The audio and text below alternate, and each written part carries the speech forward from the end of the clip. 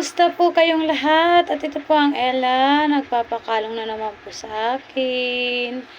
Ayan lang po ang aming ginagawa araw-araw. Ang Ella po ay nagpapakalong po. Ayan ang aking Ella na yan, oh. Maganda-ganda naman ang aking Ella na yan, talaga. Love talaga yan ang ina. Ba't parang iiyak? Anong gusto? Ha? Kalong na bagay ikaw ng ina. Ano pang gusto? Ha? Ganyan po yan.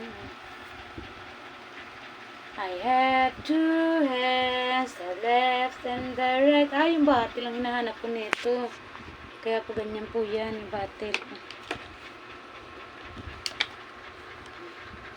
Ayan na po, nakuha niya na po yung kanyang batil.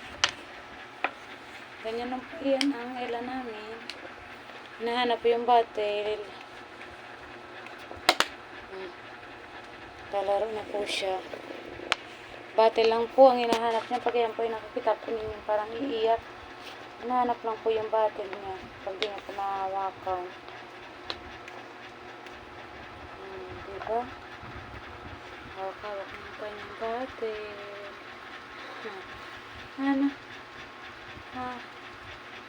At parang tahimik naman ang bebe na iyan. Tahimik po ang Ella.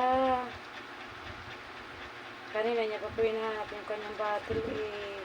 Kaya pala sabi ko para siyang iiyak yung pala yung big batil niya. Batil lang palang hinahanap. Kala naman ang inay kung ano. Walang napapaan mo yung pala yung batil.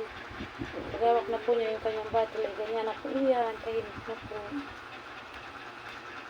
Minsan naglalaro na po iyan. Pag gusto na po niya ng papabae, ganyan na po siya. Ang gagawin po niya na ay maglalaro na, tapos tawa ng tawa. Ano? Yan po iyan ang Ella na iyan namin.